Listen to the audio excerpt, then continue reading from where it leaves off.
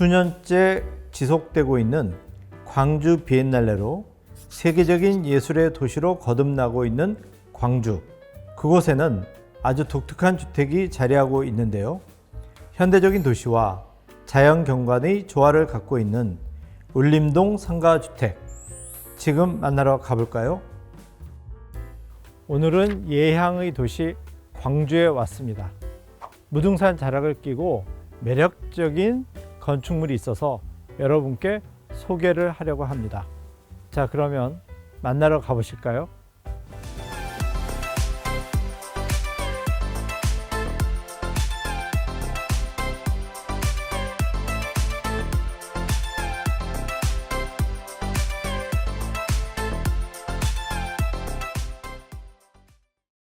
안녕하세요, 건축사님. 간단한 자기소개 좀 부탁드리겠습니다. 저는 광주광역시에서 사무소를 운영하고 있는데요. 이제 만 10년 차 사무소를 운영하고 있는 임태훈 건축사라고 합니다. 최근에 이제 부산이나 제주도나 이런 지역을 베이스로 활동하는 건축사들이 늘어나서 굉장히 반갑기도 한데, 제가 알기로는 서울에서도 직장 생활을 하셨던 걸로 알고 있는데 굳이 사무실 오픈을 지역으로 내려오신 이유가 있을까요? 네, 제가 사실은 처음에 10년 전에 사무소를 오픈한 거는 서울이었습니다. 이제 직장 생활의 말미에 도전이 필요한 시기였고, 결과적으로 이제 제가 돌아갈 곳은 고향이었고, 부족한 좀 이렇게 느꼈던 건축 문화에 대해서 제가 할 일이 있지 않을까. 그리고 지금은 한국의 현실상 어떤 선도적인 문화 이런 것들이 서울 중심적인 부분이 없지 않아 있지만, 저는 지금도 다양한 매체라든지 이런 현장들을 가보면서 동시대 건축가들에게 다양한 방식으로 배울 수 있다고 생각합니다. 그래서 광주에 있어도 충분히 좋은 건축을 할 수가 있고, 또 광주는 또 그만큼 건축적으로 조금 아직 채워지지 않은 부분이 있다고 느껴서 거기서 강한 동기를 느꼈던 것 같습니다. 작품하신 것들을 보면은 상가주택이 굉장히 많던데, 이 상가주택과 일반 주택이나 단일 용도의 근생이나 이런 것들과 차이점이 뭐가 있을까요? 제가 생각했을 때 거주의 어떤 순수성을 위해서는 단독주택이 조금 유리한 측면이 있지만, 사실은 집의 전체 생애주기라든지 어떤 경제성 측면을 놓고 보면 사실은 상가주택이라는 것은 거주를 하면서 집의 유지 비용이라든지 부가적인 수익을 얻을 수 있는 장점이 있습니다. 그래서 최근에 상가주택에 대한 문의가 많아지기도 하는데요. 이제 그런 측면을 좀 잘 살려서 좀 건축 설계를 하려고 지금 하고 있습니다. 그리고 사실은 최근에는 상업 건축들이 건축적인 어떤 형태나 또는 본질이 되게 우수한 것을 일반 소비자들도 충분히 이해하더라고요. 그래서 굉장히 외진 곳에 가서도 소비를 하고 이런 환경이기 때문에 저는 건축사들에게 되게 좋은 경우라고 보여집니다. 사실 오늘 여기 오게 된 거는 이제 울림동 저희 촬영하고 있는 울림동 이 상가주택에 대한 얘기를 시작하려고 하는데요. 와서 보니까 사실 건물이 저는 되게 작을 거라고 생각했는데 실제로 보니까 굉장히 크네요. 처음 클라이언트들을 만나면 이제 땅이 이렇게 있으면 땅의 모양 그대로 올라가는, 소위 말해서 길거리에서 흔히 보는 상가 건물 많이 얘기하는데, 이 건물 같은 경우는 입체적인 특징이 있었거든요. 그래서 그렇게 의도하신 어떤 의미나 지향점이 있으신가요? 이 집이 들어서기 전에 기존의 측면에 기존 집이 있고 후면에도 상가주택이 있었습니다. 그리고 전면도로와 측면도로를 끼고 있는 주택인데, 무등산을 찾은 많은 방문객들이 이 길 앞에 많이 거니는 그런 구조였습니다. 그래서 주택의 얼굴과 상가의 얼굴, 그리고 주변 집들을 배려하는 그 경계면에 대한 해석을 다채롭게 하다 보니까 집이 전반적으로 조금 입체적인 볼륨감을 가지고 있게 되지 않았나 이렇게 생각합니다. 이 울림동 상가주택을 외부에서 보니까 굉장히 입체적인 그런 특징들이 있고 또 형태들이 들어가고 나가고가 있잖아요. 그래서 이런 것들은 시간의 변화나 계절의 변화에 또 같이 움직여지는 시각적으로 그런 변이가 보여서 되게 즐거운데, 혹시 그런 측면에서 건축사님이 의도하시는 내용을 좀 설명 부탁드리겠습니다. 제가 작업한 작업들 중에 이 집의 좀 특징적인 부분은 이 집의 지금 측면에 비워진 부지가 유치원 부지로 계획되어져 있습니다. 그래서 추후에 유치원이 들어설 거를 감안을 해서 이 집이 뭔가 너무 딱딱한 형태보다는 분절된 어떤 덩어리들의 모임, 그래서 리듬감을 만들어내고 유치원이 들어섰을 때 경관의 연속성 측면에서 서로 어울리게 되는 그런 것들을 조금 의도하고 있고요. 이 집의 밝은 하얀색 색채 같은 경우는 산 아래 마을이다 보니까 해가 빨리 져서 좀 톤다운되어 있는 그런 마을 분위기가 있습니다. 그래서 거기에 조금 밝음과 경쾌함을 선사하고자 집에 좀 밝은 하얀색을 배치를 하게 됐습니다. 지금 외피를 잠깐 보니까 좀 몇 가지 재료들이 사용이 됐던데 보통 클라이언트들이 흰색 그러면은 때가 많이 탄다라는 그런 선입견이 있잖아요. 실제로 이제 예전에 쓰던 뭐 드라이비트나 이런 재료들은 한 5, 6년 지나면 좀 오염이 돼서, 근데 이 건물을 아까 말씀하신 것처럼 백색을 쓰셨는데 그거를 클라이언트한테 어떻게 설득을 하셨는지요? 울림동 주택의 전반적인 주 재료는 그 외장의 스토어 마감을 사용했습니다. 스토어 마감 같은 경우는 단열 성능이 좋은 외단열 베이스에 미장을 하고 이제 조면에 마감을 한 다음에 내오염성을 가진 노트산 페인트를 바르게 되어 있는 구조입니다. 그래서 밝은 하얀색이 오랫동안 유지가 될 수 있고, 이제 건축물에 때가 타는 경우는 이제 그 파라펫 난간 쪽에서 물처리 같은 것들이 중요하게 작용하는 것 같습니다. 그래서 그 부분에 대한 디테일 처리를 저희가 고심을 했고, 외장 재료에서는 특수하게 내오염성을 가진 그런 특수한 페인트를 바르겠다고 해서 건축주도 흔쾌히 아마 허용해 주지 않았나 그렇게 생각합니다. 저층부 상가 입구와 측면에는 일부 나무를 사용을 했습니다. 주변에 산으로 둘러싸인 자연 경관이 있기도 하거니와 외부에서 사람들이 카페를 들어섰을 때 조금 따스한 감성을 느낄 수 있으면 좋겠다. 그리고 나무 같은 경우는 천연 목재를 사용했는데 이제 자연스럽게 자외선에 탈색돼 가는 과정에서 시간의 때가 덧붙여질 수 있고, 그게 건축물의 좀 나이듦이 아닌가, 그것도 새로운 경관일 수 있다고 생각해서 그렇게 두 가지 주 재료를 사용을 했습니다. 와서 보니까 건물의 외형에서의 어떤 입체감뿐만 아니라 들어와서 보니까 레벨에서도 그런 건축 형태적인 입체감을 만날 수 있게 되더라고요. 그 다음에 중정도 그렇고, 그래서 이게 단면상의 구성도 되게 재밌는데 그 공간의 변이에 대해서도 한번 설명 부탁드리겠습니다. 이 집은 일반적인 레벨에 더해서 그 레벨에 대한 변화가 많은 집이기도 합니다. 일단 기존의 땅에 가지고 있던 그 높낮이가 달랐기 때문에 입구에서 후면 쪽이 0.5m 정도 내려오는데 그 부분에 대한 어떤 것을 살리고 정북쪽에 일조권 이격거리가 있지 않습니까? 그러다 보니까 상가의 층고가 제한적이었습니다. 그래서 레벨을 적극적으로 낮춰서 가는 부분이 공간감을 좀 확보할 수 있는 좋은 방안이라는 생각을 했던 것 같고요. 레벨을 조금 다양한 변화를 준 것 같습니다.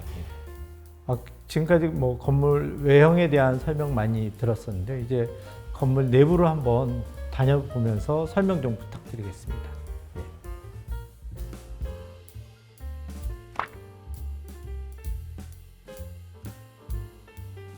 건축사님, 드디어 집 안에 들어왔는데요. 네. 밖에서 보는 거에 그런 느낌이 집 안에도 있는 것 같은데, 집 안에 들어오자마자 제일 먼저 눈에 띄는 게 이 정원이거든요. 네. 이게 어떤 의도로 만드신 건지요? 집 외부에 자연 환경이 좋지 않습니까? 내부에서도 그런 느낌을 조금 느낄 수 있었으면 좋겠다는 생각이 있어서 이렇게 관리가 편한 그 조경석과 이런 지피류로 한번 정원을 꾸며봤습니다. 지금 수전과 배수구멍 같이 설계를 해서 그렇게 시공이 된 상태입니다. 저처럼 게으른 사람들 이거 되게 좋을 것 같아요. 왜냐하면 화분갈이 하는 거 되게 머리 아프거든요. 집안에 두고는 싶은데, 근데 이렇게 해놓으면 그냥 외부처럼 그냥 물 뿌리면 끝나는 거잖아요. 굉장히 매력적인 것 같습니다. 여기가 지금 거실인 거죠? 네. 지금 뭐 2층에 올라가는 것도 보이고 이쪽으로도 또 이렇게 산이 보이는데, 이 배치나 거실 구성을 어떤 의도로 하신 건지요? 이 공간은 아무래도 가족들이 모두 많이 모이는 공간이지 않습니까? 손님들이 오실 수도 있고, 그리고 그런 공간이기 때문에 집의 어떤 중요한 위치에 거실을 배치를 했고, 저쪽 창 너머가 바로 남향입니다. 그리고 계곡과 산자락이 보이는 그런 경관이 아름다운 곳인데, 이 곳을 이제 거실을 배치하게 됐고, 그리고 아무래도 한정된 면적에서 좀 다양한 공간감을 느낄 수 있게 하기 위해서 층고를 1.5배 높였습니다. 이게 지금 층고가 몇 미터나 되나요? 순수하게 느껴지는 높이가 한 3.36 정도 될 것 같습니다. 예. 개방감이 되게 있어서 사실은 좋았습니다. 그리고 가장 눈에 띄는 게 사실은 저는 처음에 들어오자마자 저 까만 게 뭘까 했는데 TV였더라고요. 그래서 서양 애들은 이게 벽난로 같기도 한데 이 TV 월을 이렇게 디자인하신 의도가 뭐 디자인적으로도 또 기능적으로 두 가지가 다 있을 것 같은데 한번 설명 좀 부탁드리겠습니다. 아무래도 저희가 집을 만들고 나서 그 이후에 채워지는 가구들이 있지 않습니까? 예.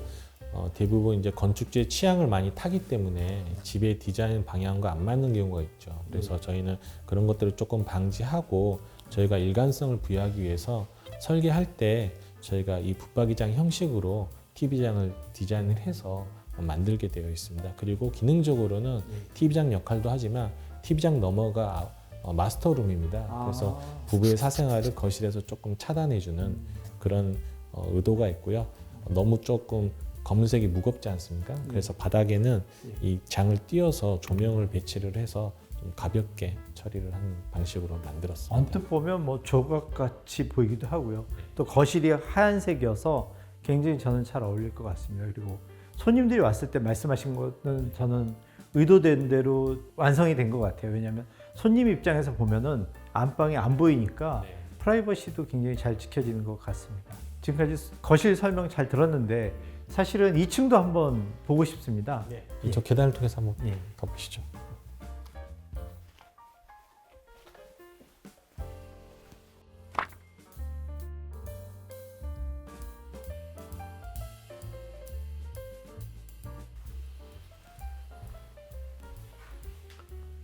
아, 2층에 올라왔네요. 예. 지금 보니까 계단에 그 손잡이라 그러나요? 저 되게 독특한데 이렇게 의도된 게 있으신가요? 뭐 조명도 들어오고 그래서. 예, 일단은 핸드레일이 이제 필요한 상황인데 집 자체가 내부에서 간결함을 추가하다 보니까 별도로 이제 부착물을 다는 것이 아니라 면 난간에 그것을 파내서 핸드레일을 형성하게 됐고 계단에 조명이 필요하지 않습니까? 그래서 그 핸드레일 안쪽에 보이지 않는 간접 조명을 설치했습니다. 센서 등으로요. 여기 외부 풍경도 되게 매력적이네요. 지금 보니까.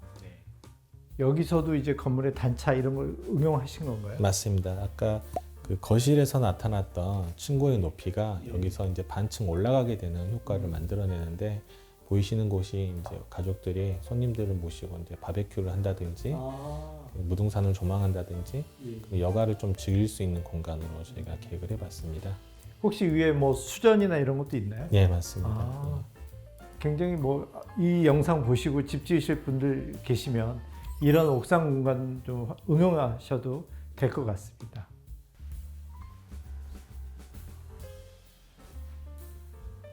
아, 여기는 사람 사는 방이 많네요. 그냥 옷도 있고 짐도 있고 여기 아들 방 같은데 예. 여기 밖에 보니까 여기 뭐 조그마한 발코니가 있네요. 2층하고 면적 차이에 생긴 자연스러운 데크 공간입니다. 그래서 이제 내부에서도 이제 주변 무등산이라든가 이런 것도 조망할 수 있지만 운동을 한창 하신다고 해서 저희가 그런 기구들을 놓을 수 있는 데크를 마련했고요. 그 너머에 보이는 이제 타공블록 같은 경우는 바로 집이 또 연접해 있지 않습니까? 이 집이. 그래서 서로 시선을 조금 차단하기 위해서 그런 가벽으로 조금 경계를 만들어 봤고요. 예.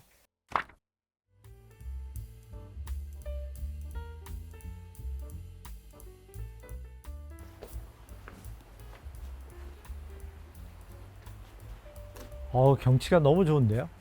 예. 옥상도 보통 이제 원플로어로 이렇게 구성한 게 아니라 지금 레벨이 되게 다양해요. 이 어떤 의도로 이렇게 하신 겁니까? 이제 사실은 뭐 자연 발생적인 지금 레벨을 이용해서 예. 옥상을 만들었다고 보시면 될 것 같아요. 거실에서 최초에 출현했던 높낮이에 대한 변화가 이렇게 옥상까지 이어지면서 옥상 데크에서도 이런 것들을 좀 누릴 수 있게 된 것 같습니다. 지금 옥상까지 이제 저희가 외부에서부터 1층 안에, 그 다음에 주택 내부, 그 다음에 옥상까지 와서 봤는데 제가 느끼는 느낌은 굉장히 일관성 있는 디자인이다. 보통 이제 건물 형태만 끝나기도 하는데 뭐 모든 공간이 그러니까 일관성 있는 표현을 하고 있다. 그래서 저는 되게 매력적으로 봤습니다. 그리고 또 옥상에 올라오니까 지금 개수대가 있거든요. 그러면 여기서 뭐 어떤 행위들도 벌어집니까? 네. 아무래도 조망이 가장 좋은 곳이지 않습니까? 예. 그래서 날씨가 좋을 때는 여기 올라와서 가족들이나 손님들을 모시고 이렇게 바베큐도 할 수 있게 그렇게 의도를 가지고 계획을 해봤고요. 날씨가 또 더울 때는 예. 이제 그늘이 없으면 누릴 수 없기 때문에 구조물로 이렇게 처마 공간을 만들어서 이렇게 사용할 수 있도록. 예.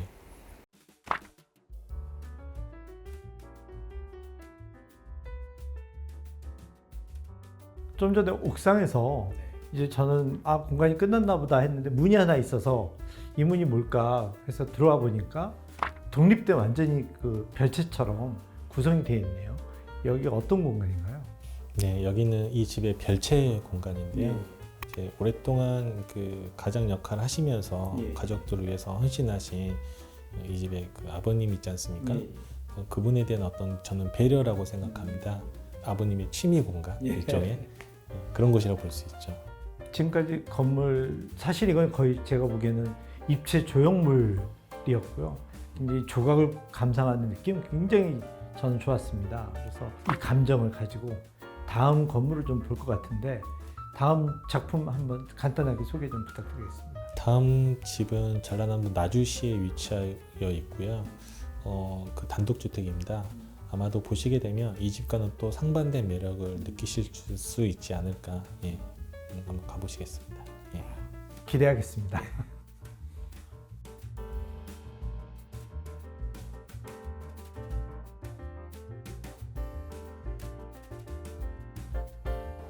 네, 제 생각에는 인간의 삶과 그들이 관계 맺는 주변 환경에 긍정적인 영향을 줄 수 있도록 계획된 비움의 구축이 공간이 아닐까 생각합니다.